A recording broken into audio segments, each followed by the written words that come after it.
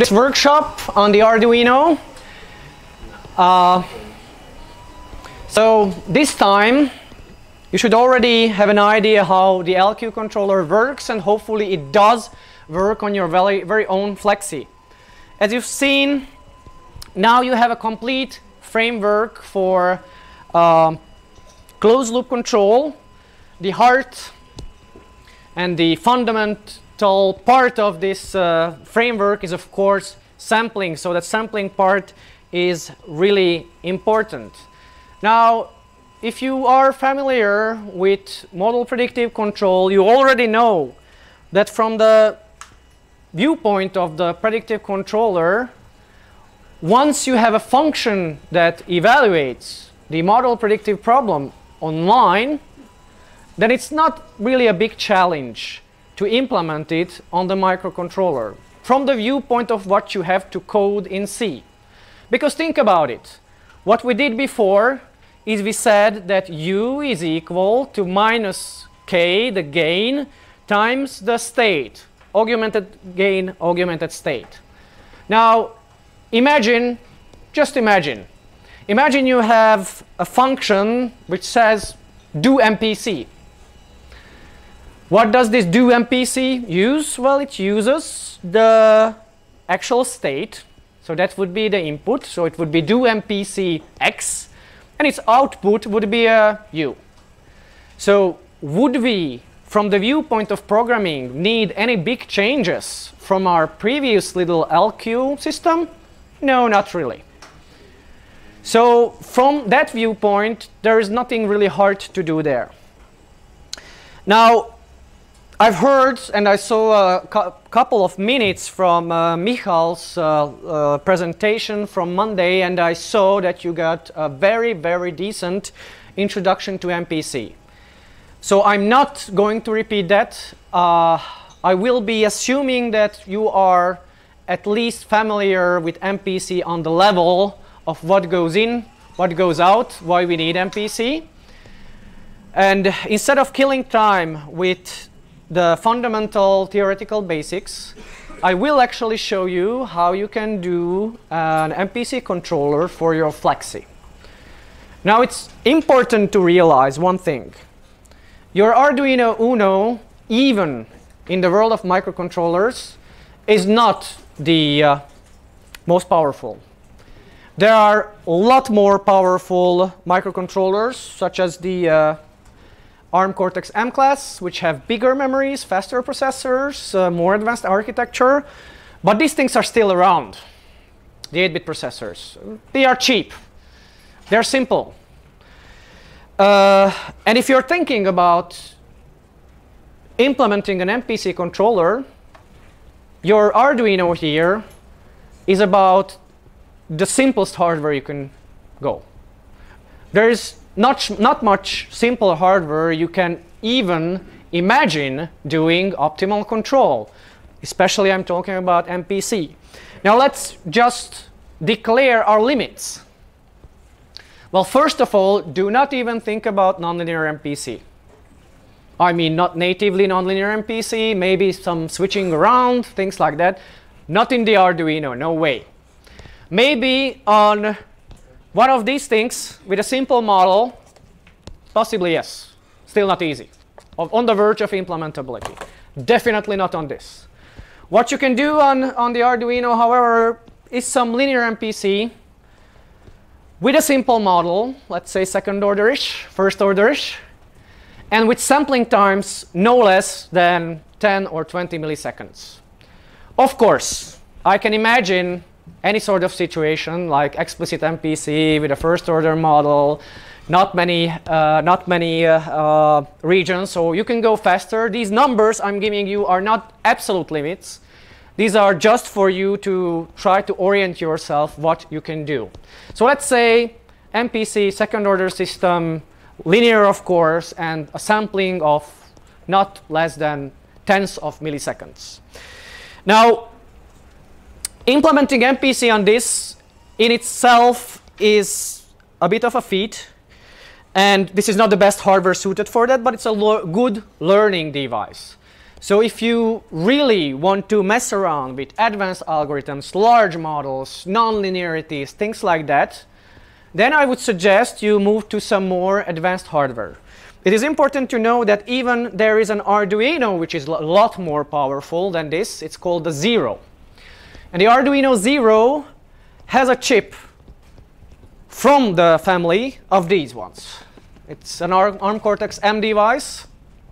So on that already you have better chances. And the Arduino Zero can be programmed from the Arduino IDE. However, because it's a different architecture, it is likely that you will run into trouble when you're trying to read the ADC. You will definitely run into trouble when you're trying to use the Timer1 library because it has a completely different architecture. So you have to be prepared to put a little bit of more work in your project. Now, there's a couple of ways we can try to implement model predictive control on this little measly 32 kilobyte flash and 2 kilobyte RAM and 16 megahertz speed.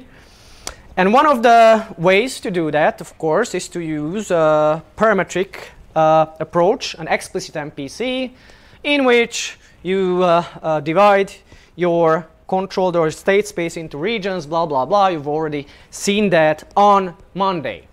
So what do you think, where will this MPC controller likely to fail? Is it speed? Is it RAM? Or is it flash? Flash, of course flash. You need to store this somewhere. Now, all you have is 32 kilobytes, and if you can do your controller in 32 kilobytes, then it's likely to work. Now, if you have a more complicated model, then what you can expect with these devices is to go up to a megabyte or two of memory. So if you can fit your framework into a megabyte or two, then it will be likely working. This thing, from the viewpoint of speed, will have no problem of searching through the regions of your explicit controller if it fits in 32 kilobytes. So we're talking about maybe 100 regions, something like that, not really more for a second order system. So it's not a great big number of regions. So even if you use sequential search, nothing really fancy, it can do it. Now, I won't introduce you to implementing explicit MPC on these things. However, you can try it as a project. It's one of the projects. You can use the MPT toolbox to set up a problem, to design a problem, to generate the C files, and then you will run into a couple of problems which you can solve as your project to implement it on an Arduino. Instead of using the explicit MPC implementation, I will introduce you to a tool which generates online implicit MPC. And this tool is called micro-AO-MPC, and micro-AO-MPC, mAO-MPC, the name stands for Microcontroller Applications Online Model Predictive Control. It's a free software, and its goal is to implement model predictive controllers based on your linear models to systems that are very, very simple, such as the Arduino, such as the ARM Cortex-M. The goal of this system is not to create a really fancy, theoretically and academically up-to-date controller. Its goal is to create the smallest, simplest, fastest MPC controller possible. Now, the software is from the workshop of the University of Magdeburg. It's been created by Pablo Zometa and Rolf Feineisen. It's a free and open source software, so you can try it. Now, it does solve, as I said, linear MPC problems. You declare your system matrices. It can be discrete, it can be even continuous time, which will be reformulated. The the entire MPC problem will be reformulated into a condensed QP, quadratic program. And then the system, besides creating the entire MPC problem, so prediction matrices, whatever, it also provides you with a solver. Now, this solver is actually a version of the augmented Lagrangian method, which also uses, if you have state constraints, Nesterov's gradient method. Now, this is fairly fast. If you are not happy with this, then the software allows you to switch to a different solver. But I found that this simple solver works quite well and fits into very small devices such as the Arduino. Now, the software is written in Python, and it creates C code. So you will define your model in Python, you run the Python code, and what you end up with is C++ code. Now, what I like about how they've written this software is it tries not to use any nasty programming tricks. It tries to be compatible with the C89, C90 standard for the C language, and it doesn't really implement anything which microcontrollers such as this don't really like, or which are not really liked by the compilers which are common for microcontrollers. Yep? What would be examples? I'm sorry? What would be an example of a nasty trick? Accumulators. Actually, that uses that. Non-standard C tricks, which are, let's say, for example, if you try to compile something from a CADO onto a microcontroller, you will need to do a lot of digging before your compiler will accept it. Even though you can compile the code without any issue on a Linux computer for your use in the Linux machine, C compilers tend to be very strict about what they do and what they accept and what they don't accept. C compilers for the... If you don't believe me, you can try it. Anyways, okay. This compiler says GCC clone or like based on I'm not really just talking about Arduino. I'm talking about the compilers that are used in industry, such as, for example, the IAR series, which do a lot of checks in order to make sure that nothing funny is going on in your code, and try to keep everything as it was meant in C. Anyways, so the code is fairly portable. You can try it on different platforms, that including and mainly microcontrollers. The code tries to be small and simple, so it's ideal for embedded. Now, this code has been tried on lots of devices. It has been tried on Arduinos or AVR systems, ARM Cortex-A, ARM Cortex-M, even the Lego, Next blocks, PLCs, and PCs. So the code is quite universal. You can try out the MPC framework before you implement it on hardware in MATLAB or Simulink. It has a MATLAB and Simulink interface. It will generate the problem for other solvers too, and it can create a couple of different numeric formats. So there is double, there is single, of course. Why would you use single format? Well, first of all, if you won't fit your MPC framework into the chip, first thing, a nasty trick you might try is to reduce numerical precision. If you have some matrices, then you can maybe fit it inside. So you can do that, and it has some experimental features which use a fixed point representation of the problem, and even something very experimental using accumulator formats. Now, I think there was a Tempo workshop in which you used a CADO. And for those of you who do know what a CADO is, I try to compare the two pieces of software. So there are lots of similarities. They are both free and open source. They are mainly for MPC implementation. They both take a simplified model, and then generates a problem from that. So it's basically tries to be as user-friendly as possible. The result is a C++ code. It does have a MATLAB and Simulink interface, and it implements a solver, its own, let's say its own solver, but you can also change around the solver if you want. But there are also big differences between a CADO and micro-MPC. A CADO was meant mainly for nonlinear problems. Micro-MPC strictly linear. In a CADO, you have a C code which generates C code. In micro-MPC, you have a Python code that generates a C code. The resulting, the use, the size, the complexity of the resulting code is quite complex in a CADO, and I found that the results of the micro-MPC software are actually quite small, clean, clear, and usable. Now, how many of you has not worked in Python? Python. Okay, so for those of you, I'm trying to attempt the world's shortest Python tutorial before we go into any details. So I'm going to relate all of this to MATLAB. So how do you write a note in MATLAB? You use the % sign. In Python, you use the pound sign. A scalar is just a scalar. Nothing funny is going on. A matrix is a bit different. In Python, I think they are called lists, right?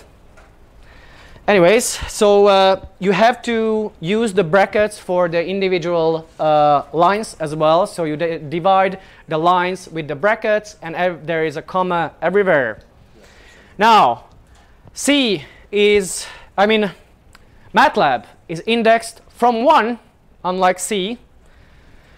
Python is indexed from 0. So if you want to address the first element of an array, a vector, something, then you say this is the 0th element, just like in C. The scripts, not really different. They are text files. The Python ones usually end with py. The MATLAB scripts are M files. In MATLAB, you can use as many white spaces to format your code as you want. In Python, this is not so simple because white spaces do count. Now, in MATLAB, you know the very easiest, most of you do know the very common tricks like creating an identity matrix or creating a diagonal matrix. You use I or you use diag. Now, in Python, there are different libraries. And for example, if you use a library called numpy, then you can use similar tricks to create identity matrices, diagonal matrices, etc., etc. And this is, of course, about the fact that MATLAB does indeed index its matrices from 1. I never really understood why is that, but yeah, anyways. Now, the first step we will do is to create, design, and create the controller. Now, those of you who actually bothered to try to download micro-MPC and install can follow along. If you do not have an installation of micro-MPC and the Python interpreter, then you won't be able to follow along. In that case, just try to pay attention to the base ideas, how we generate, how we design our problem. I'm afraid to ask a little bit, but I'll ask. Does anyone have a working installation of micro-MPC? Wow! There are people. Okay, awesome. Right. So you can, the three of you, can follow along. Now, so follow along if you have it correctly installed. If not, then just pay attention. The installation of micro-MPC, of course, is detailed on the micro-MPC help file, and we don't really have the time to install software here. So I'm going to just assume you have it or not. Now, the first issue will be to generate the controller, the C language controller for our specific problem. Now, you need a Python language script for that. And that Python language script will be really, really, really simple. So even if you've never seen a Python script, you will understand it. What you need to define there is, of course, the horizon, the model, the state space model, and your penalties. That's all you need to put in a Python script. And then run a single line code, which will just say that turn this problem into a C code for my microcontroller. That's all you need to do. Now, we have a couple of parameters we need to agree on. So in micro-MPC, these constants are fixed, so you can't really combine. And the sampling time is called or denoted dt. So if you say dt is 1, that means a 1 second sampling. The horizon is denoted by a capital N. That's your controller horizon. State space matrices are called AD and BD. The dynamic matrix and the input matrix are called AD and BD. Now, for the Flexy, we will assume input constraints only. No state constraints at this point. Of course, it is no problem to create a state constraint problem in micro-MPC, but right now we are going to ignore that possibility. Now, again, we have some penalties on our input and states. Because we are lucky enough to have tested an LQ controller, we don't have to combine a lot of knowledge for this or a lot of trial and error. And we know that for most of you, a diagonal matrix of 1s, so that's an identity matrix for the states, worked well. And also an input penalty of 5 worked also well.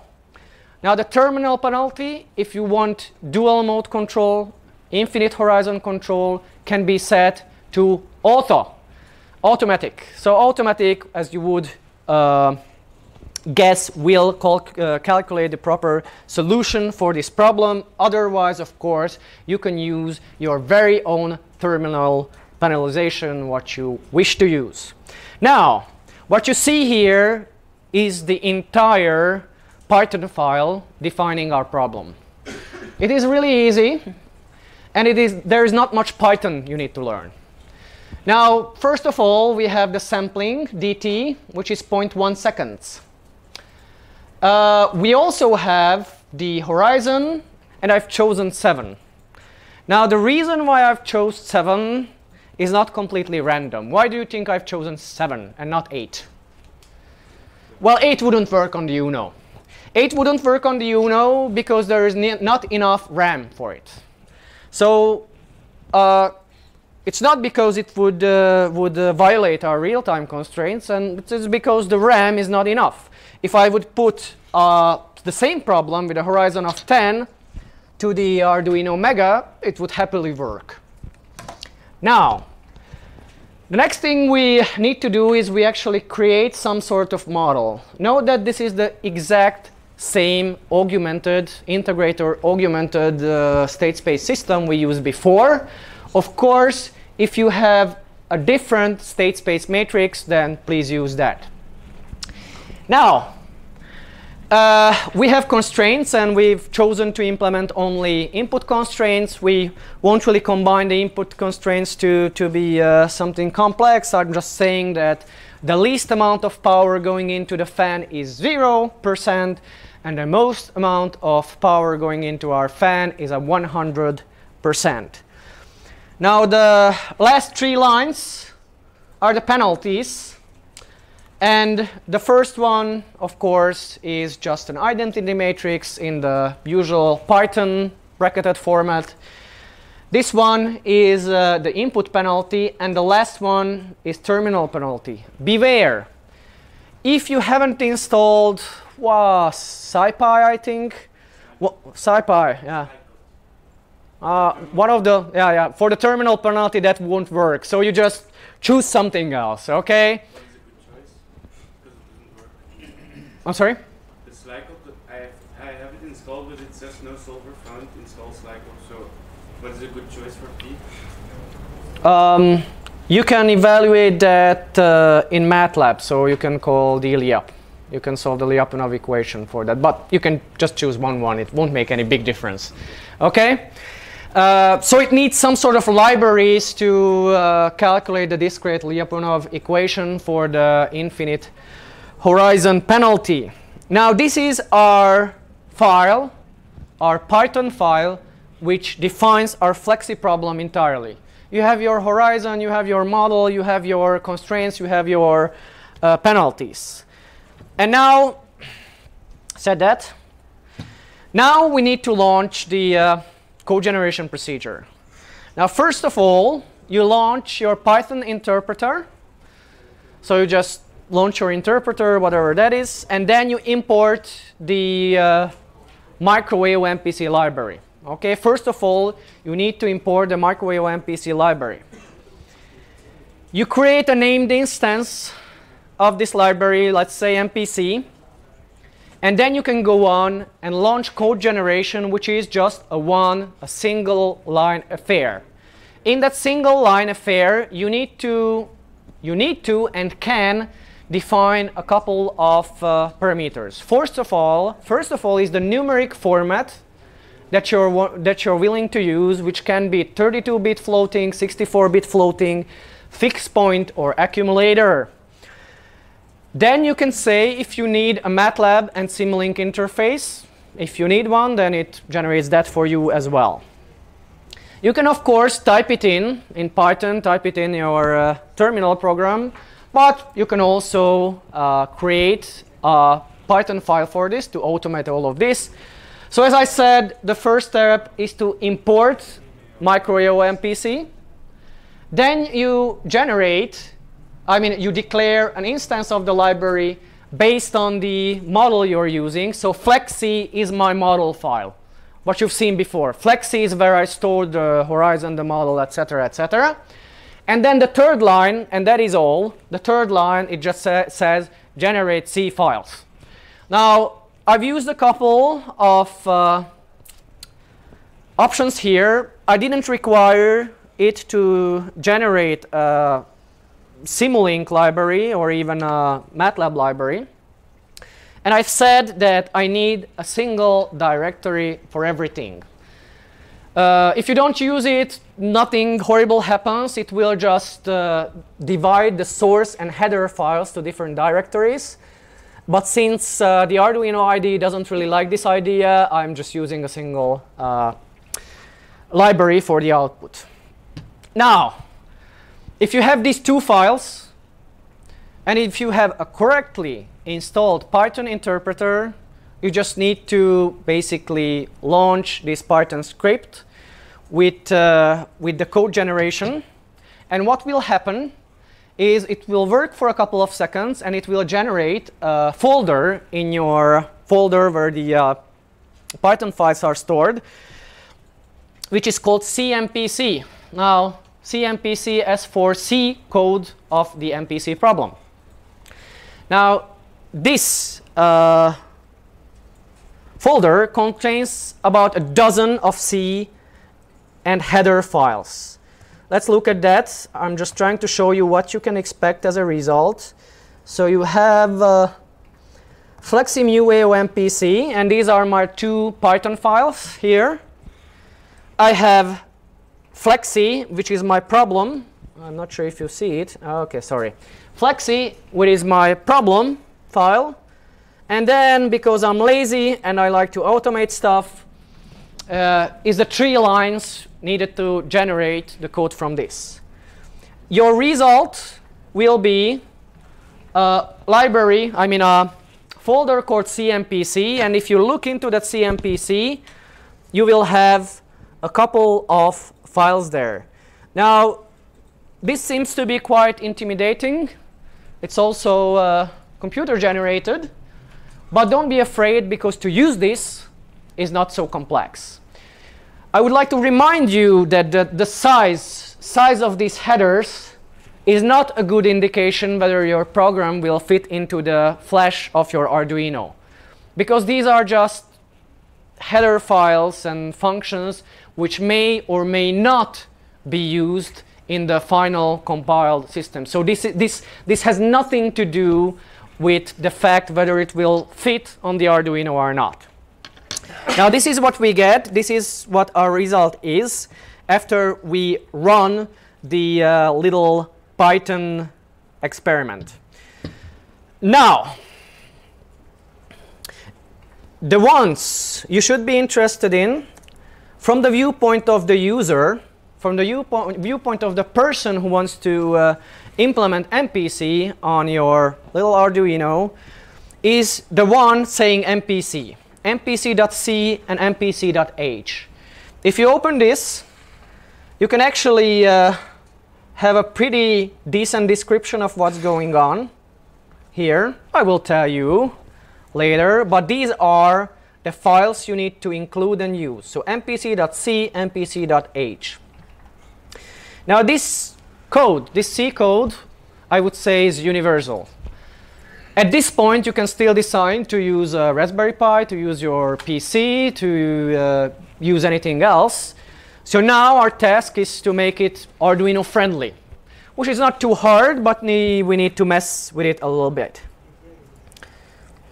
Yes?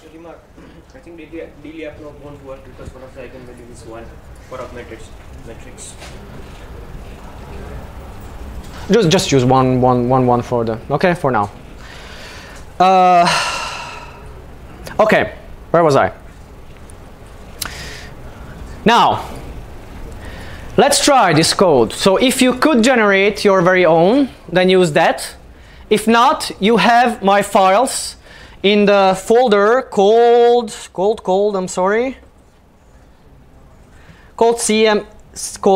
mAO-MPC CMPC. You can use these files as a starting point, okay? And first of all, what we need to make this work, we need our LQ controller framework, because it's not much different. And we need the files, what we just generated. So the first step, what you need to do is you take all of these files in the CMPC directory and copy it to your Arduino sketch. Okay, so you do a copy of your LQ controller, you say Flexy MPC, and you copy each and every one of these files to your directory. Of course, I have prepared this for you in advance. And in the finished examples, you can find this Flexy mAO-MPC exp as experiment. And here you can see all the files that I've generated, plus the little ino file. Okay, ino, that's the file which contains my framework for sampling, etc., etc. Now, after you've copied your files, you need to do a little trick. Every file which is ending with the extension C needs to be renamed to CPP. If you see C, you rename it to CPP. Why?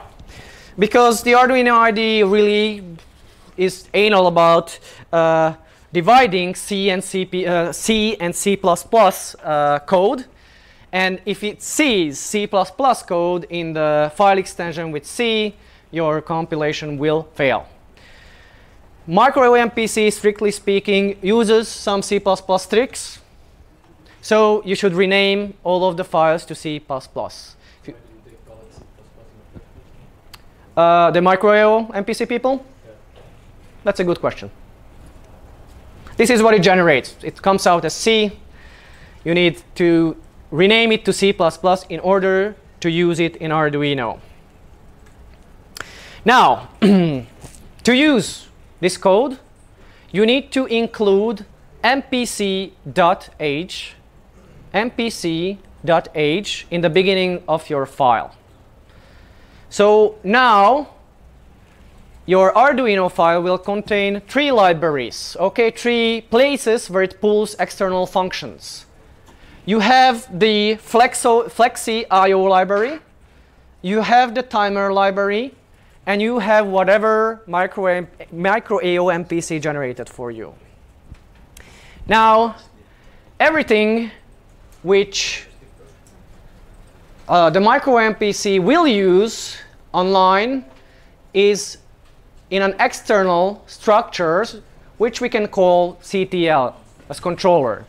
So this is an external structure, and we need to tell the Arduino IDE where can it find this. And we have to say that it is an external structure, search it somewhere else.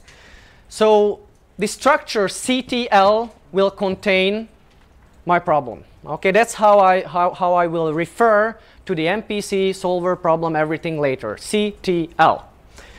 Now that's the beginning, and there is one option you can change once in your setup, and that's the number of iterations your solver has to do.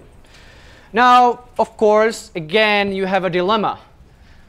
Do iterations that are too few, and you're likely to run into numerical problems, and that's not a good thing.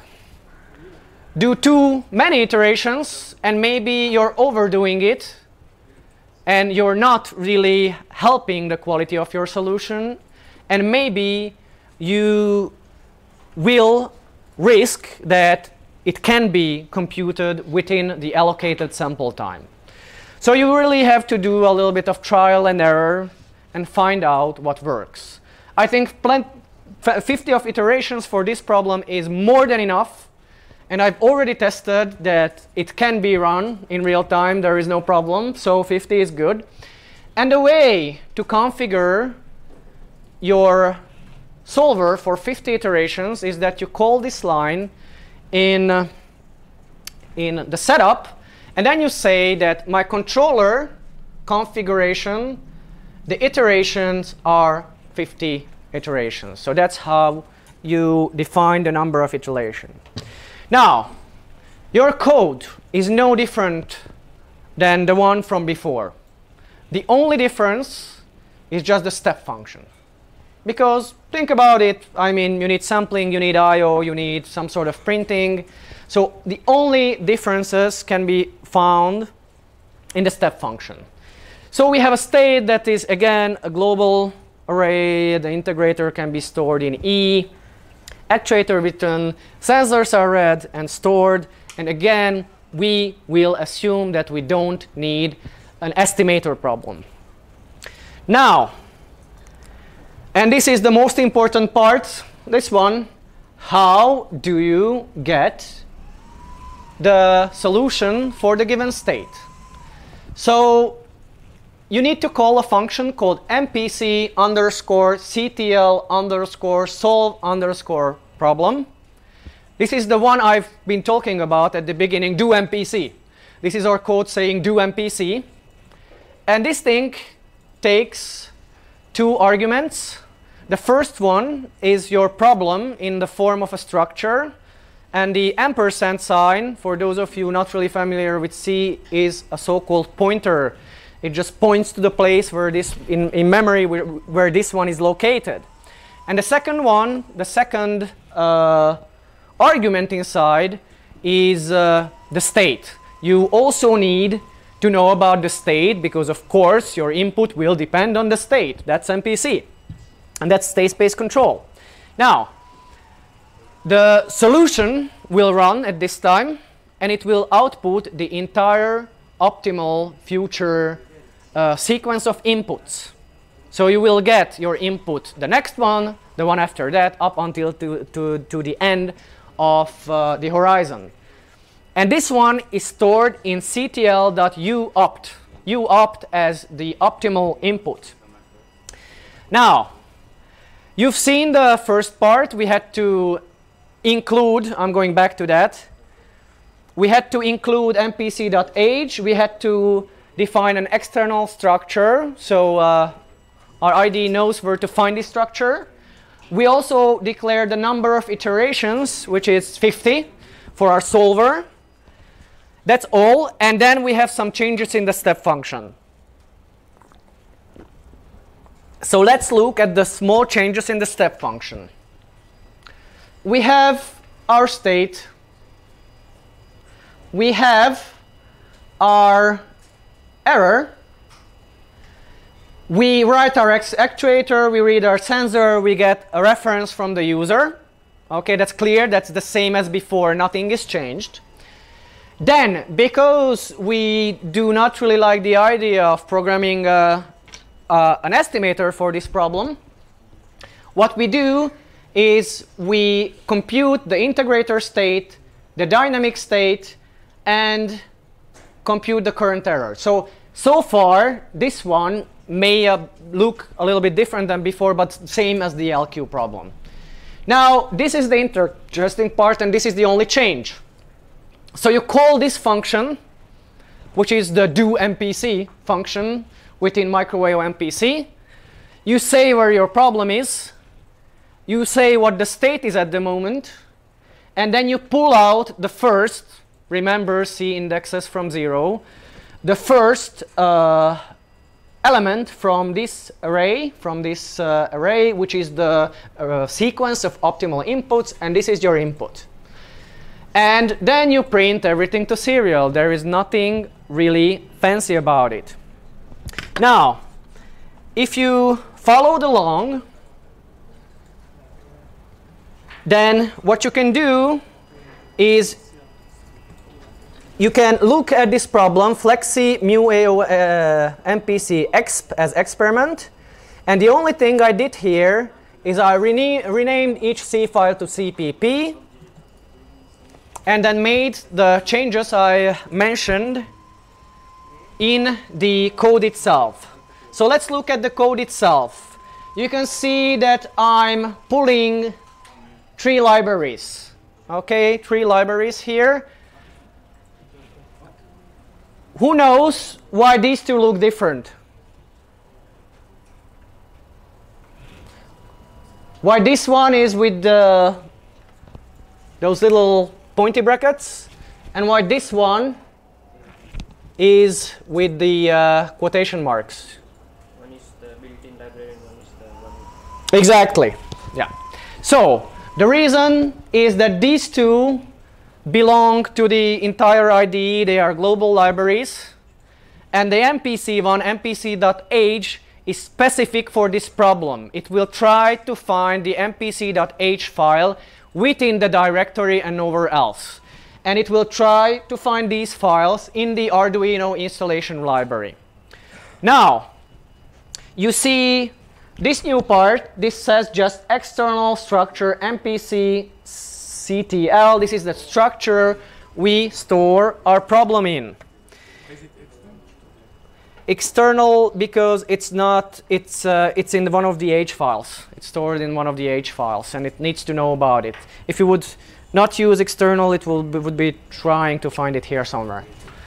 Now, this is the same. We have some defines, and for some of you, this created some problems. If the defines don't work, just rewrite this hard code, the addresses of the fan, flex sensor, and pot here. Now the rest is the same as the LQ problem, but there is one line. This is one line. This is the number of iterations. We declare the number of iterations as 50. 50 is more than enough. Nothing new here. However, here we have our step function, and see that the only change we have here in comparison with the LQ problem is these 2 lines. The first line just evaluates, solves the QP with the problem being defined here in this structure, CTL, and it uses the given state, the current state, what you have at the moment, to do that. Now, the solution will be stored here, ctl.uopt, and the first of that solution is actually what you need, so you can restore that in U. Of course, there's a million ways to simplify this, but this is an educational example. Now, what you can do here is try to upload this code to your Flexy. And I think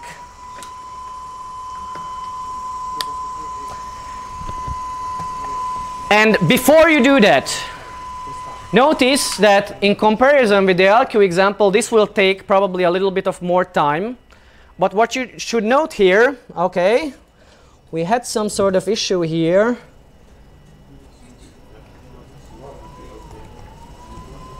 Okay, had a problem with the serial link, just a moment.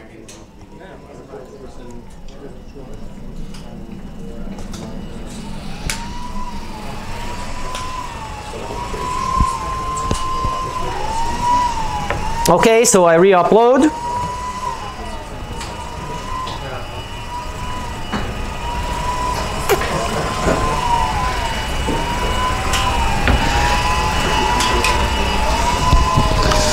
Okay, I might have a little bit of trouble myself.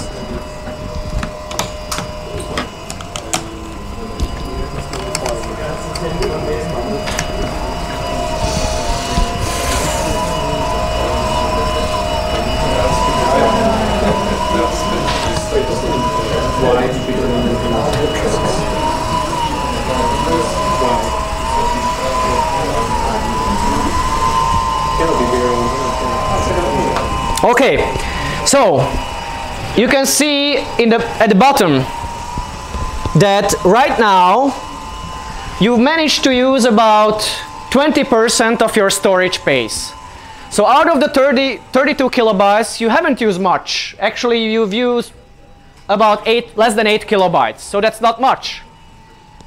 And the variables which you need to work with online, so the ones in the RAM, however, take up about 87% of dynamic memory. So we're almost using up the 2 kilobytes available for our problem. But you have to realize that what we have here is a first-order system. Is an MPC framework which is online, implicit, with a horizon of 7. Yet we could fit the thing under 8 kilobytes and under 2 kilobytes of RAM. Not bad, I think. Now, there is a warning here. There is a warning here, low memory available. Stability problems may occur. The reason for this is that some variables are, the compiler doesn't really know at compilation time the exact memory usage. Some variables may be created online, and it cannot guarantee that it will work. This is just a fixed warning that if you have less than, I don't know, 10 or 20% left, then you should look out for any sort of weird behavior. In my opinion, if I really try to fill up the microcontroller, either the RAM or ROM, this doesn't really make any difference. Yeah, but you should look for stack. You know? The stack is still there. Exactly. Now, look through the codes of the CPP code that Python generated. yeah, There is a lot of constants that could be moved into the flash. exactly. You can So you can save some RAM. absolutely. You can still save some RAM by moving things to the flash. However, it's a bit tricky on the AVR with the program directly. Anyways, so if everything went well, and I think I have it turned off, I let it calibrate once more. But if everything went well, I should have MPC running here on my little Flexy. And let's try. I do hope it's working, and it does actually. So this would be online MPC with input constraints only, with a very primitive input, a very primitive model. However, you did it until under 8 kilobytes of flash and 2 kilobytes of RAM. But as my colleague mentioned, it is very likely that if you go over the automatically generated code manually, line by line, you can find constants and variables that can be moved into flash because they don't change. So anything that doesn't change can be, in fact, stored in the flash, but that's kind of getting already tricky with the AVR. But still, I think this is not a really bad result. Yeah. Yeah, look, anything that doesn't change, constants can be moved to flash. Or this EEPROM? No, flash. Flash. You can move things to flash, and that's one of the tricks. There's a project on explicit MPC, and that's the base idea, that's the base problem, is that whatever you generate will have huge matrices, which will be tried to be fitted inside the RAM. and it won't fit into the RAM. So the trick is to move them onto the flash. There's a directive for the AVR called prog-mam, which will force it to move it to the flash.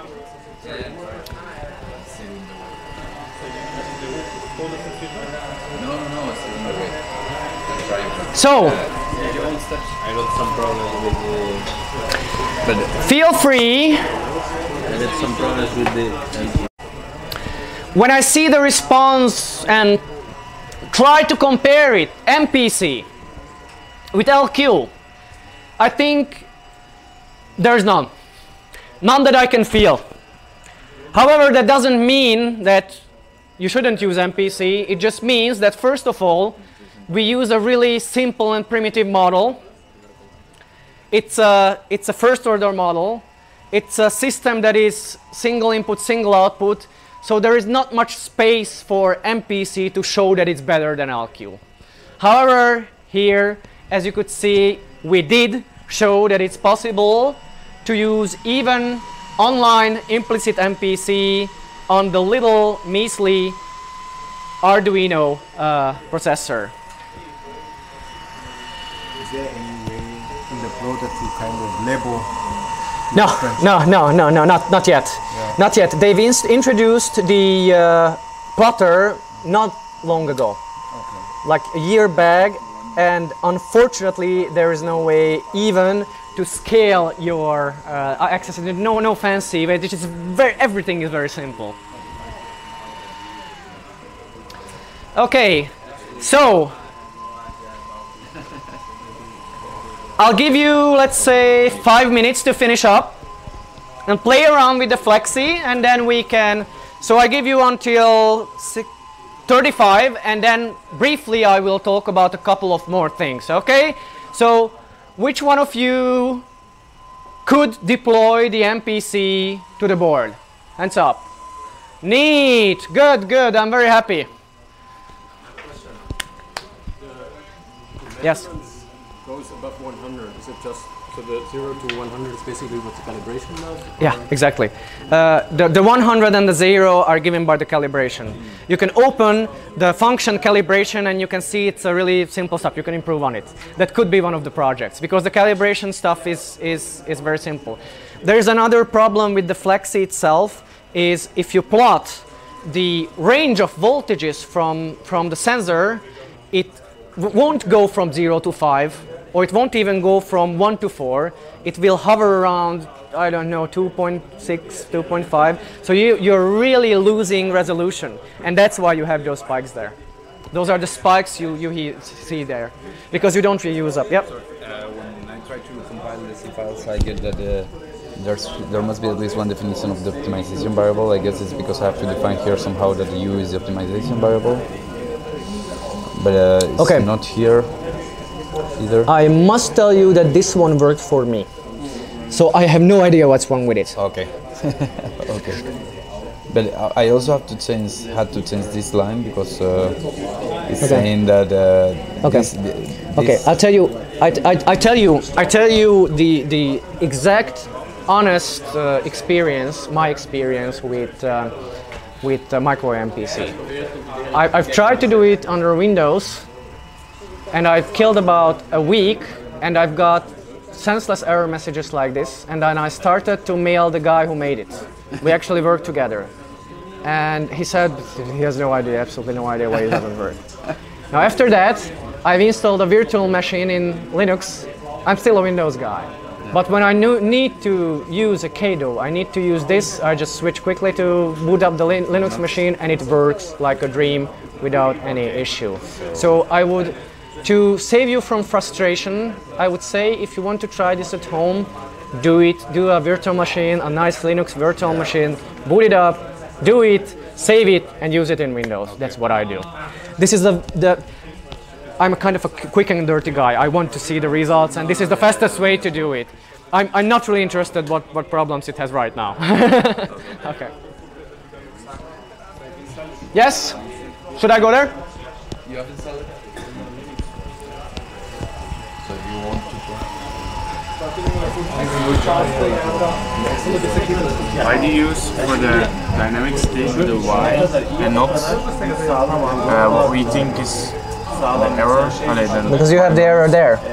Here, this was y. This is the dynamic state. This is yours. This is your model. This is your original model. But this x is what you want to minimize, right? They make 0 along with some other things. When we did the LQ, one reason why we added this line with the integrator was to actually follow the reference. Yeah, not the integrator. This one. That's the dynamic state. Yeah, why is it y and not the error? Because you are getting better. Because y is the dynamics. That's the dynamics of the system. It doesn't have to do anything with your required value, with your set point. The set point is taken. Okay, let me put it in different words. If you would have a system that has equilibrium in 0, okay, imagine a cantilever beam, okay? Then the model and the MPC controller could be designed only by the dynamic state, and it would lead it to 0. Okay, so you would have the dynamic state, like in this case, x equals y, and you would try to govern y to 0. But we are not doing that. We are using an integrator to take into account that we do not have a 0 set point. And the integrator takes care of our set point being non-zero. That's one way to do it. But the proportional doesn't do anything. I'm sorry? The proportional always tries to get y to 0. Or I don't That's get what it. If we're... Yeah, here, for example, in this LQR, if you would, here you had y, but I don't understand. This is the proportional part of the regulator, right? Yeah. So what proportional? This is an LQ regulator. Yeah, okay, LQ regulator, but it's... I also don't understand actually. Yeah, and why is it not the error? I mean... Because we are getting better results if you use the error. Yeah. Otherwise, it's really slow. So you see a time that the integrator is probably accumulating, and well, you could drive there are different ways to design this system directly. So I don't know. Because running now? You have to realize that if you start to mess around with things, it's after all it's just a second order system, and you could probably design the LQ controller even with guessing the LQ gains. So then you're ditching the entire model-based system. But just imagine having a system like a petrochemical system where you have 50 inputs and 50 outputs, and then this sort of messing around with the variables wouldn't really work. Yeah, but I just wonder, isn't it logical that I'm afraid I don't get you. That's why it's not really logical. Logical that so your input, how hard you blow, is proportional to the error and not to the state itself. I mean, but this is your error. That is the integrated error, yeah. But why would it be proportional to the state, to the actual coordinate of the beam here? I don't see why. If it's high, then because we try to you know how the LQ controller looks like. Faintly. Faintly, and in that, if you don't have a reference point, then you use the state actually to drive the system to 0. That's how the LQ controller is defined. Just write down the cost function. You have x transpose qx, and that's basically saying that I want to drive the state to 0. We just shifted the entire thing. There's a lot of different ways, one is worse than the other, how to implement error tracking. Yeah. What you say is probably making quite a lot of sense in that direction. I've used here something which is really follows the textbook example, okay? Because we use the original model and not the error, okay? There is a way to time the execution time of the solving. I'm sorry? It's like there is a way to know how much time it takes to execute. I will talk about it now. Okay. Okay.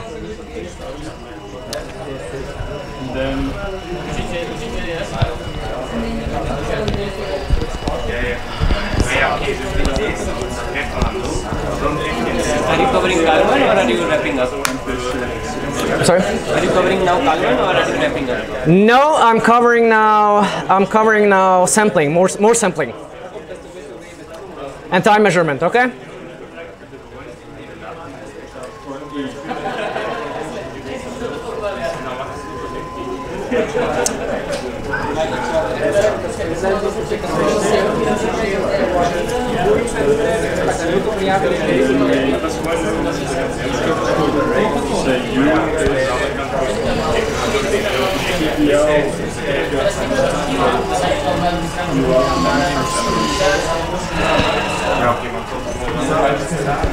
Okay, so can I have your attention for a couple more minutes? Ladies, gentlemen, I'm going to touch another topic which is sort of important if you use any sort of fancy optimization-based algorithm on your microcontroller. And that is really connected to a question I got while I was walking around. And the question sounded like this. How do I tell how much time this algorithm needed or required to run? So how can I determine the execution time of this algorithm? And that is a very good question. And if you're using any sort of online optimization algorithm, then you need to know this. This is a very important factor. And of course, the fact if it fits in the flash or in the RAM, even the compiler can tell. Okay, the compiler tells you that's the best estimate you can get. But the timing and whether you can whether you can compute your algorithm in the sample, that the compiler can't really tell. Now, usually you should be interested in two things. One thing is whether your algorithm, let's say MPC, can manage the sampling time. And that's one data, the execution time of the algorithm itself. But of course, in real implementation, your main thing is the entire step function. Because you would have observers, you would maybe have data log and things like that. So that, of course, the worst case scenario is also very interesting. So now I'm going to talk about timing. First of all, how to measure time and how to make sure that your algorithm or your current settings, for example, the configuration of the solver, doesn't violate the real-time constraints. Now, one way to measure timing would be just to use the macros function. And you could just like ask for the time at a given second, like what is the time now? So let's say time now equals macros. And then after the algorithm, you can ask that time after is again macros, and the difference of the two is obviously the elapsed time of your algorithm. Now, sounds good, doesn't work for a couple of reasons. First of all, if you're really driving your microcontroller on the verge of implementability, every little variable, every little comment counts. And by this trick, basically, you're just adding more variables and even the timing system of the the microcontroller. That's not such a serious issue. The more serious issue is that macros, as I have told you, has a 4 microsecond resolution. Now, sometimes this doesn't matter, but if you can do better, then do better. And there is another reason. And the third reason is you measure it with macros, but what do you do then? Output to serial, right? Well, using the serial functionality and dumping things to your port is more memory, more flash, more time. So the last thing you want to do with your really complex, fancy algorithm is to add more overhead to your algorithm. And the way to measure timing properly is actually ridiculously simple. And most people do it. However, before we go into that part, I want you to try to measure the duration of an algorithm using this method, using the micros method. So what we will do is we will create a dummy algorithm. You could use the MPC, but let's not complicate our lives. We create a dummy algorithm. And this dummy algorithm, let's say this is our optimal control algorithm. And our optimal control algorithm will just count from 1 to 2000. Not too complex, right?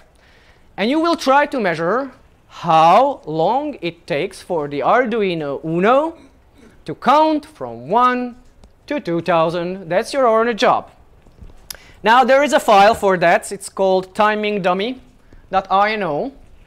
And here is the file. Now we start with some things, some variables we're going to use. One is start time. The second one is stop time. The third one is execution time. And I just put there incrementing variable there. I don't even need this, but so be it. Now, the next thing I do is a setup function, which just says that I want to use serial communication with a speed of 9600. Then you have, look at this part, line 6, 7, 8.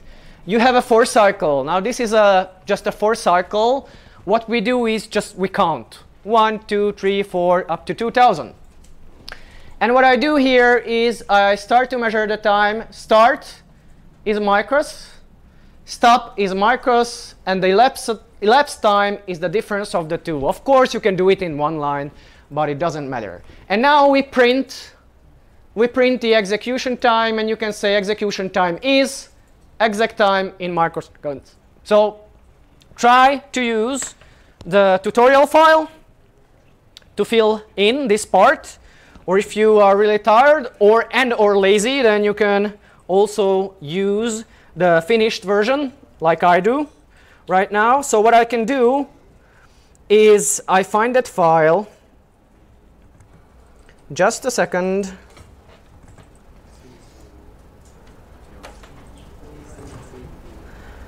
Timing dummy. Okay, timing dummy.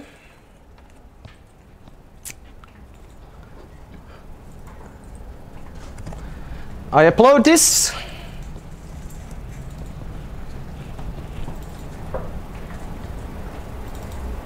Yep. And now I open my serial monitor. What I should see is nothing because I have a bad baud rate. So I go back to 9600. And it says execution time is, well, it's not even consistent. See? So you already have some sort of small errors. Once it says 504 microseconds, then it says 508, 512. So probably the truth is somewhere there. But as you can see, a couple of microseconds here and there, that's the error you get when you try to use micros to measure time. It's a good indicator. I mean, it's a fine indicator. Feel free to experiment with it. Feel free to try how long the MPC algorithm has taken. I'm just saying that it's not the best way if you are on the verge of implementability anyways. And now I tell you my favorite method, which is just, again, I'm saying ridiculously very, very simple. And that method would look something like that. Now, turning on a pin will create a signal when you start the algorithm. And then you execute your algorithm, whatever that is. And then you turn off the algorithm. You will just get a pulse outside your pin. And the way to measure this is to hook it up onto an oscilloscope. And oscilloscopes, of course, can measure, most of them, signal width. And the signal width can be a nice indication of how long your algorithm takes to run. Now, of course, hooking it up to an oscilloscope, you can either measure something that is fairly stable, or you can measure something which is changing, but you enable the averaging function of the oscilloscope, and then you get some sort of average idea, or even maximum idea if the oscilloscope has this function. Another method to avoid using the serial interface while trying to measure timing data is still using this method. But if you've ever used the formerly called XPC target, which is today's Simulink real-time or whatever they call it in MATLAB, now some cards, some measurement cards do have timers and counters. So what you can do is you hook up your output from that little pin to the timer and counter gate of the measurement card, and you just do a profiling in Simulink. You can have a time variable profile of your timing data, of your execution time that way, and of course you can measure the inputs and outputs outside of the system without adding any more functionality, which would mean additional ROM, additional RAM, or additional timing. So this is a really nice way to go around that need.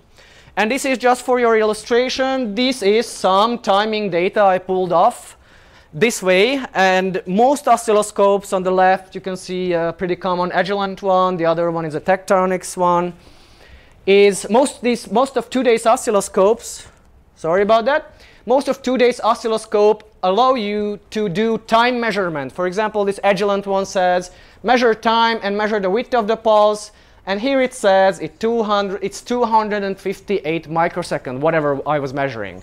Okay, so that should give you a pretty decent, solid, and exact idea of what's going on timing-wise in your system. Now, can't talk enough about timing because it's so important. And that was another question from you guys. Actually, several of you have touched the topic more or less. And that's the question.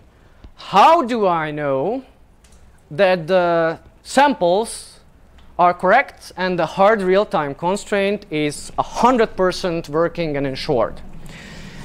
Now, in the algorithms you're likely to be working with in the future or right now, optimization-based algorithms, the execution time is really changing and it depends on the state. So in a real-life experiment, it can fluctuate. Just think of even simple active set QP. Even active set QP will result in different execution times depending on where you are currently in the state space. Now, one thing you can do, of course, this won't make your algorithm work, but at least you know that something is not right, is to augment your timing framework, what you already know, by a very, very little change, which will let you know that the real-time limit, the real-time constraint is violated. Now, what can you do if you detect this violation? Now, for example, I've talked about XPC target or Simulink real-time. Does anyone know what happens if on a PC running Simulink real-time, you exceed the sampling time? It just freezes up, okay? It just stops, freezes up. So it's no fancy solutions there. You can be a little bit more advanced like that. And you can, for example, if you detect that there is some sort of violation, you can, for example, change the configuration of your algorithm, less iterations maybe, or launch a different algorithm, or compute a fallback system. It's really up to you. The main thing, what I'm going to show you, is just to detect the mere fact that you have violated your real-time constraints. And let's go back to our little loop, which checks and polls if the flag in the interrupt has been changed. Okay, that's the same thing as before. We have our loop function. It asks, are we there yet? Are we there yet? Are we there yet? And if the flag changes, launch a step, and then resets this flag. It says step enable false. So we have to wait for the next time until the interrupt changes the flag back. Now just think about it. What if our step, your algorithm step, is still running, however, a new interrupt occurs.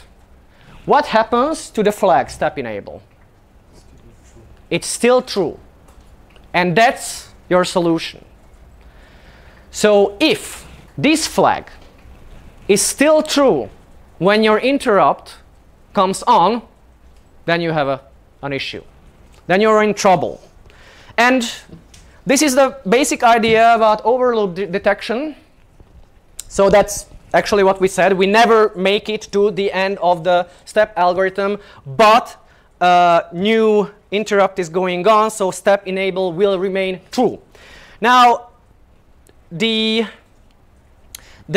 way to do it is I use the interrupt function. We call this step whatever. It doesn't matter. So this is my interrupt function. And the only thing we had in our interrupt function is that flag, which was set to true. But what we can do now is to implement an overflow detection system which says if at the beginning step enable is still true, because it shouldn't be, it should never be, then do this. Okay? So it can stop execution, light a LED, change a parameter, whatever it does. But again, remember we're talking about interrupts. So you should keep your interrupts as short as possible. So I would recommend that you do this conditional if step enable is still on, but then again change a flag. So say step overflow true. Okay? And then you can do something outside of the interrupt, saying if the overflow occurs, then do this. Most sensible if you have an optimization algorithm and you have a way to decrease the computational load, for example, by decreasing iterations, then do that.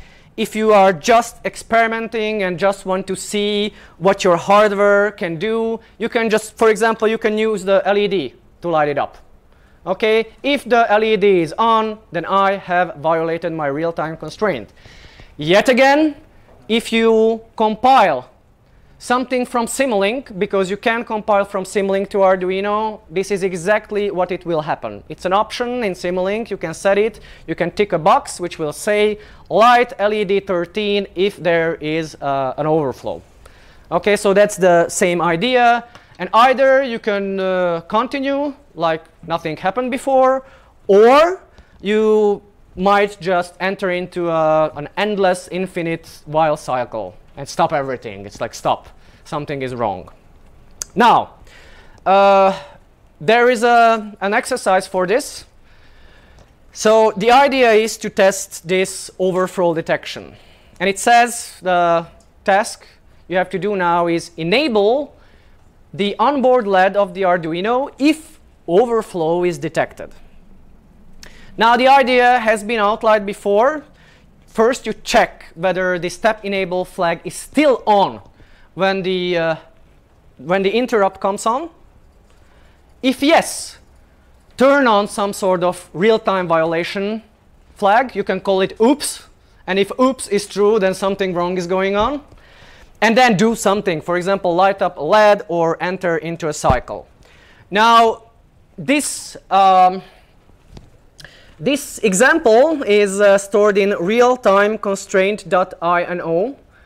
And real-time constraint.ino is basically very similar to what we used before. It doesn't use the Flexy, it just uses the timer. So let's look at this. We have the library for the timer. We have a sample time, we have current time, we have previous time. We have two flags. And this is step enable, as you've used before.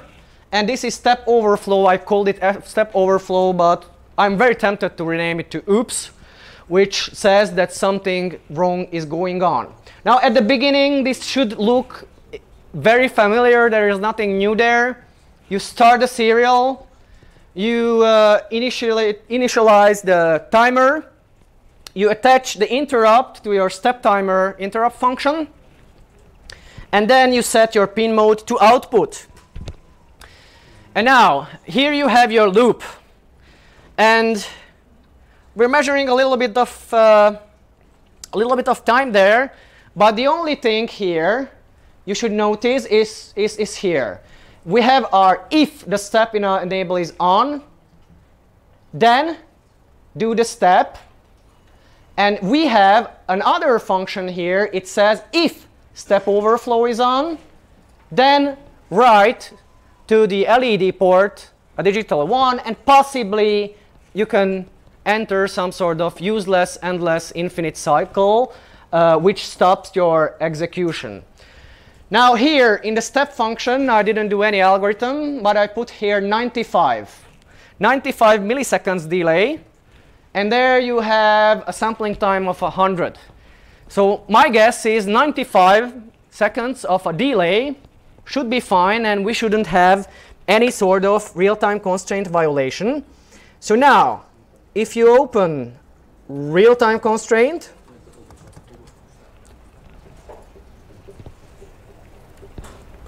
and upload it to your board,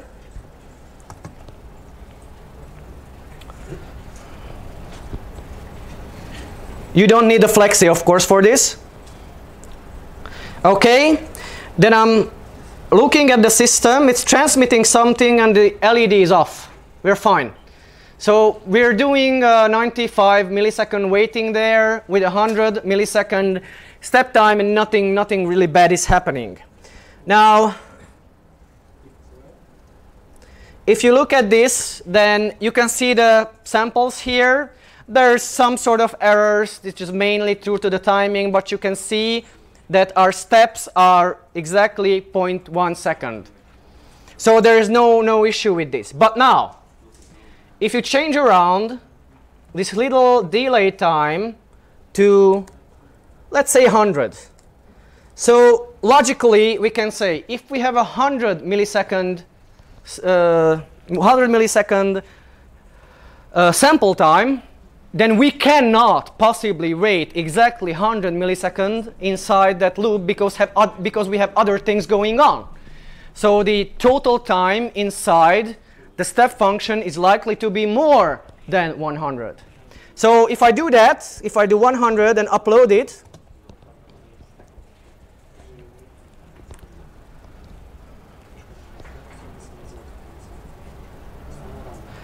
then if you look at the LED inside the Arduino, the LED lights up. And that's my sign that something has been going on in my Arduino. And yeah? Yeah, but in this case, my resolution is just 2 times the sampling, so I can see if there is an overflow over 200 milliseconds. I cannot see if my algorithm, the code was going like 150 milliseconds because it's not calling. I'm afraid I don't completely understand what you're getting at. The resolution to detect these things is just 2 times my sampling time. Wouldn't it be better to have the step overflow interrupt going faster than the main? Yeah, this is, again, this is just a basic trick. If the step overflow happens, okay, the step overflow flag is changed at the instant when the first problem occurs. So, as a control engineer, you shouldn't really design a system which consistently goes beyond the step. So, in most systems, for example, as I said, even in MATLAB, if you deploy this system, it just lights up the LED and it lets you know that something is not right. You don't need to measure time. If once there is something violated, the strict real-time constraint is violated, then something is seriously wrong with your system. And the point is not to know by how much, etc., because you can test that even without a real-time sampling framework. You can run your algorithm once in the setup function and try to measure how long it takes to get an idea. The overflow detection system is more of, let's say, experimental or implementational importance, because then it cannot happen even once. And it doesn't really matter how fast you print it out to the screen. So maybe here we print it out and you're right, the resolution is crap, that's not good, but otherwise the basic fact that you have a system to detect overflows which might stop your system instantly or do some fallback algorithm will and does work. All right, ladies and gentlemen, I would have some more material to talk about, and I'm not sure if I should go into that. Are you tired, or can we go? Let me know. Or should we stop? Tired? No? Be honest, it's fine.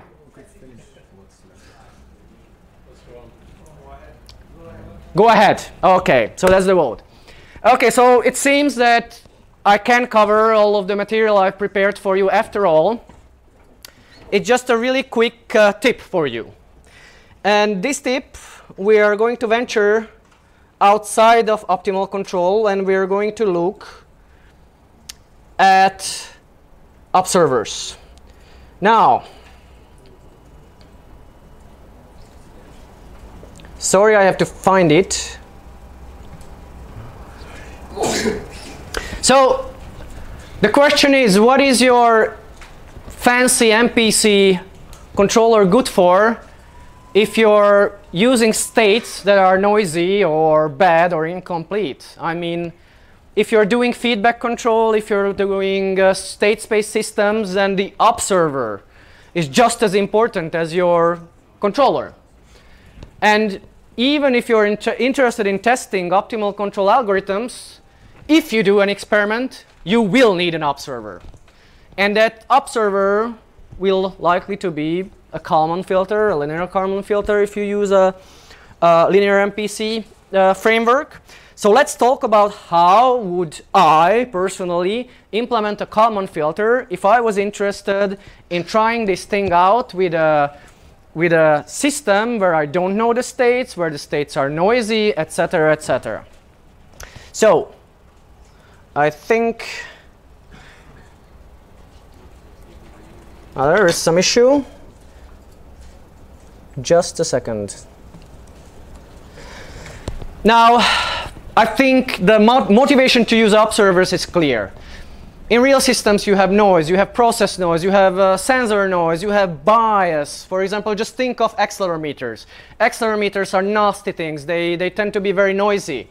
Think of magnetometers. Magnetometers tend to pack up all sorts of biases, so your measurement is never really perfect. And I'm not even talking about a case when you don't have a really nice state space system where you can assume that I know everything. I can measure everything. Most of the time, you don't know half of the states. So the common solution is, of course, to use some form of observer. And why is this not working? OK. Sorry about that. Just a second. Yeah, OK. So the most commonly used solution is just to use a Kalman filter. Now, the issue is that a Kalman filter, if you have a large model, and I'm talking large model is for me anything above second order. If you have a 10th order model, even linear, it can be surprisingly computationally intensive, especially if it's not designed very well. In the worst case scenario, you can always fall back to a steady state solution of the Kalman filter. It tends to work correctly, and if you don't really care about the observers, or you're comparing different algorithms with the same observer, then it's not likely to matter much. Now, there are a couple of ways how to implement a Kalman filter. So let's say we want to augment our little control system with a Kalman filter. And your choices are, you sit down and you create a function for your Kalman filter yourself, or you dig around online and find a library for a Kalman filter. That's a possibility, of course. There are libraries for Kalman filters in C, and I think there is even one for the Arduino. However, I have not used it. And I'll tell you a tip, and I'll tell you the laziest possible way, my favorite way, of how to generate a Kalman filter for your application in case you don't really care about the Kalman filter, and in case it's simple. And this method relies on MATLAB. Now, MATLAB, I don't know how many of you know this or have tried this possibility, can actually take your M code, so your M script file, and generate a C code straight out of your M file. Now, this functionality is called MATLAB Coder. Not sure if your installation has it or not. Now, what you get is a bunch, I mean dozens of files, and the output looks really messy. Now, I was thinking that can be good. It's a computer-generated something. It's probably nasty with parts I don't use. But when I reviewed the files and went line by line and tried to understand why did it do it like it did, I found out that first of all, even that it generates about 50 functions, it rarely uses 1 or 2 or more. So it just generates some functions which might be needed for some applications, but as long as your function doesn't need them, it's not even compiled, it doesn't go onto your system, so why bother?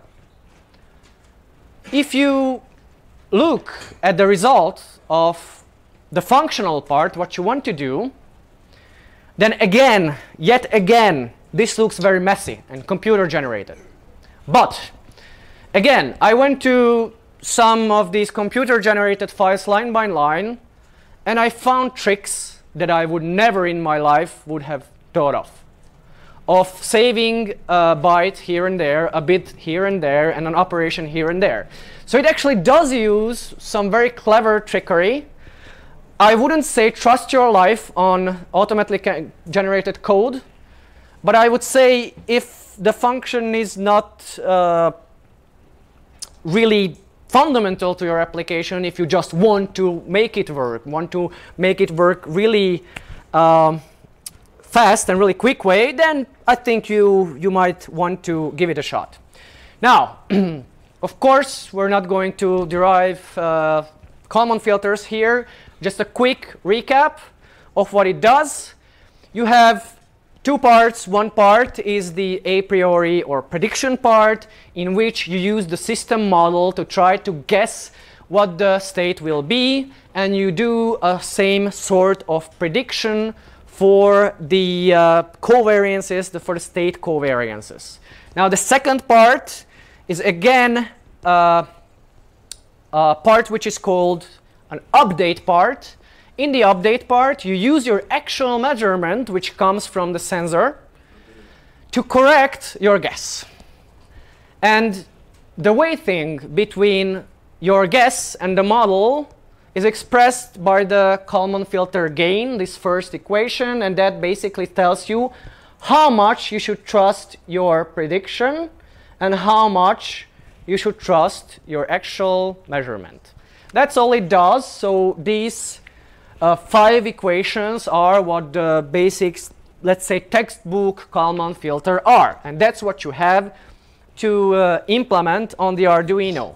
Now, if you sit down and try to type in, especially if you have several states, then you quickly find out that maybe you would transpose matrices, maybe you would need to multiply matrices, and you quickly find out that that's not so enjoyable in C, to say the least. So if you want to avoid all that hassle, you can go into MATLAB and try it. Now, I have just a really random example here. Let's say this is our system, and for this system we want to create a Kalman filter. Okay, again, it's completely random. Now, you can find this amongst your files. So if you open MATLAB, you should find this here. And we have here a function. Now, this function is just like any other MATLAB function. You say function output equals function name, which is the same as the file, some input arguments. Now, we declare a couple of stuff here. I just hard code the matrices here. hard coding sounds stupid. But then again, your code generator knows what sort of numeric types you have, what size of matrices you have, so that's not entirely a bad thing to create a fast and small code. Now this is nothing too surprising. I have my process noise covariance, measurement noise covariance, and model here. And then at the next part, I use some very small tricks. Now the state and the state covariance should be remembered. So every time you launch your code over and over and over and over, you cannot really forget this. This is reused. And the way to tell MATLAB and the MATLAB code generation system that we need these is to call them persistent. So you call them persistent x and p. This is my state, and this is my state covariance. Now this trick is again very, very simple. This is my first run. And I say that if this variable is empty, then assign this.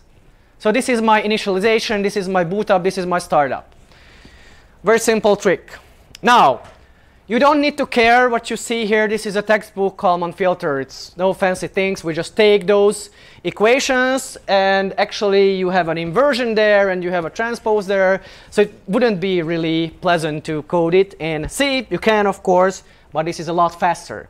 So as you can see, we have a function, a MATLAB function, which is not much different from what you would expect from any other MATLAB function. It is important to note that the functions you can use inside this are just a subset of the MATLAB language. So not every function you have available in MATLAB can be used in such a function, because the code generation won't understand it. So as long as you do matrix algebra, you'll fine. As soon as you go into maybe discrete Lyapunov, things like that, or maybe they've already implemented that. But I'm saying you have to, for any sort of more advanced function, you have to consult whether that is even possible in the MATLAB coder. Now this was my file, and this function can be actually used as any other MATLAB file. So I can play around in MATLAB. I can test it. So what you see here in the function Kalman test is just I generate some sort of random input. I start from a randomly determined initial state. I actually put there some sort of measurement noise, so I try to pretend that my sensors aren't working perfectly, and I just run a little cycle here to compute my states. And now, as you can see here, this is the interesting part. I can call my Kalman filter. I can test and improve and change my Kalman filter just as any other function in MATLAB. So if I open this, why do I close this all the time? Let's wait. So if I test this in MATLAB, then I can see the results. I can fine-tune it. I mean, of course, this is just some sort of basic tutorial, but let's have a shot at it. Kalman filter, yep. So again, this is my Kalman filter, the function, and this is just a test function. Kalman filter, if I run this, okay, then I have some sort of measurement. I have a real evolution of states. I have some noise, and I have something in between. Sure, you can improve it. Sure, you can do a nicer example. But here, that is not the point. That's not the point for our embedded system. And now, we can switch to the embedded part. The really fun part. Now, the really fun part is that you can turn this function into a C code in one line, in a single line code. You need two things for that. First, if you use C code generation and you have input arguments, then the code generation system needs to know what numeric types are there, or whether they are structures, whether they are matrices or vectors. So it's a good idea just to put two random numbers, but with the same numerical structure inside. So here what I have is just a measurement. I called it Z. That's what comes out of my sensors. And remember, what comes out of my sensors is not the reality, so I wouldn't call it Y as the output. And I have some sort of input. And here is your single line code. It says code gen as code generation. Config libc just means that I want a C code. Here is my little function, calmonfilter.m. This is an M script I've showed you. And these are the arguments. Z and U are the arguments. And if I run this, I put this here in this M file. So I just write generate Kalman. It's busy. It's working. It's generating the code. Yep, it's done. And now you can look at the results. And let's look at the results. And when you see something like this, don't be afraid. So what you have here, where's Kalman filter? There's Kalman filter. Yeah, sorry. OK. So here's the code gen folder. And there you have lib. This is the library. You can also choose with code gen to generate a C max function. So you can write your own MATLAB script file and make it faster. Make it faster by transcribing it to a compiled C file for MATLAB. So those parts would be here in Simulink and other options. We just have lib because we opted only for the C files. So if you see lib, then of course it puts all of the different functions you generated into different folders, not too surprising. And here is a horrible collection of files, and it looks really scary. Okay, there is a bunch of files.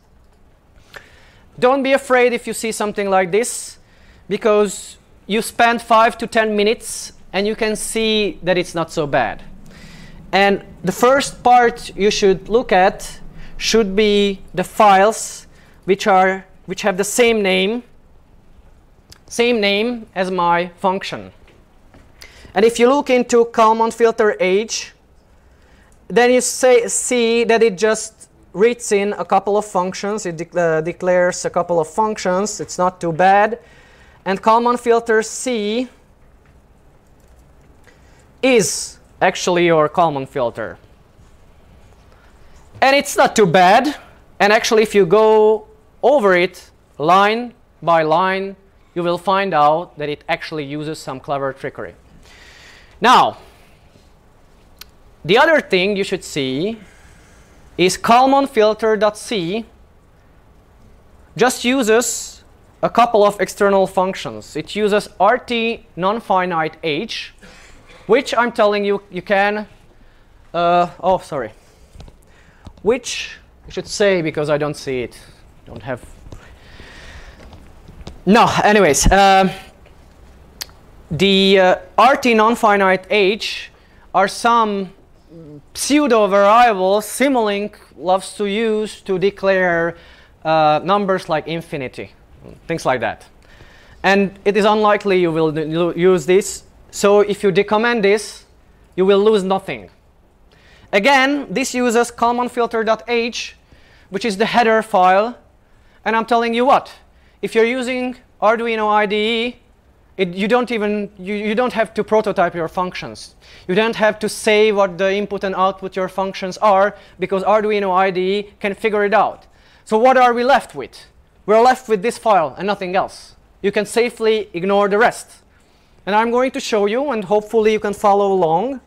So this is the generated file, and even if you haven't managed to rerun this in MATLAB, you have my generated file, and now I'm going to show how you can launch that Kalman filter inside Arduino. So we already said, yes?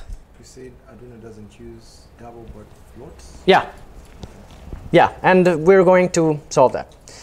Now, there is a function called something init, and this initializes your function. It initializes global variables. This can be called at the beginning. Now, the syntax is inside that file. For us, it would be a void function with no output. It takes your measurement, it takes your input, and it also takes the actual state, but it also rewrites the actual state. So the estimated state will be basically rewritten as a global variable within this function. Now, you can try it yourself. Copy from that folder Kalman filter C to the sketch directory. Okay, so you find, I'm not sure what it said Kalman imp as Kalman implementation.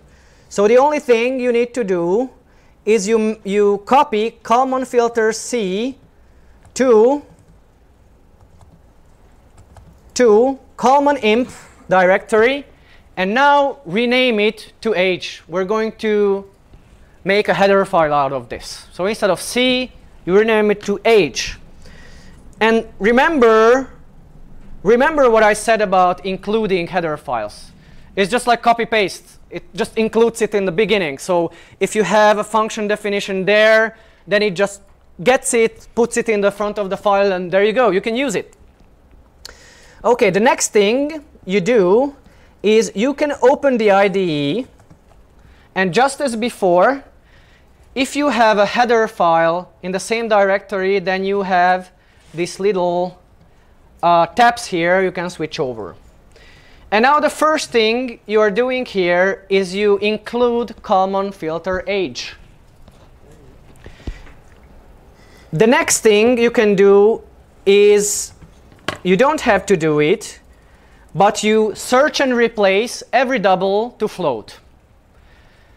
You can get away with doubles, but then you use double numeric precision even outside the Kalman filter.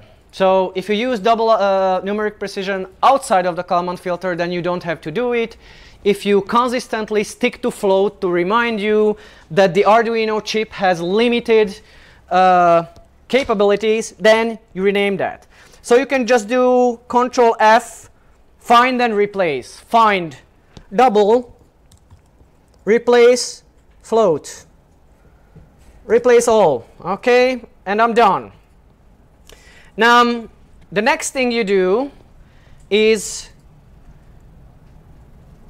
if you want to avoid including any other header files, you shouldn't use any fancy types that MATLAB generated. And MATLAB generated Boolean _t. And the Arduino IDE won't know what Boolean _t is, but your solution is just remove that _t. So find Boolean _t, you have Boolean. Now what we have here is we are done with the Kalman filter. There's nothing to do here, nothing else to do here. But we can write a simple function to test it. And we won't do any sort of closed loop testing, blah, blah, blah. The only thing we will do is try to see what sort of state the Kalman filter computes from a given initial state and from a given measurement and input. And to do that, we include the Kalman filter H header file we used before. We create some floating variables. Here is my measurement, I say 1. Here is my input, I just say 1. And we initialize the state as 0, 0. Now, here is my setup. And note that my loop is empty. I'm not looping anything. But here is my setup. And I do a serial. I call Kalman filter init to initialize. I call Kalman filter according to the function definition which I see here. And I print out the results. I have a little printout function here. And these are just the estimated states. So if I upload this to my Arduino, you can try the same. Then you should just have one state recomputed. And this says like two seemingly random numbers. Now, okay, but you also have your MATLAB system, and you can check it.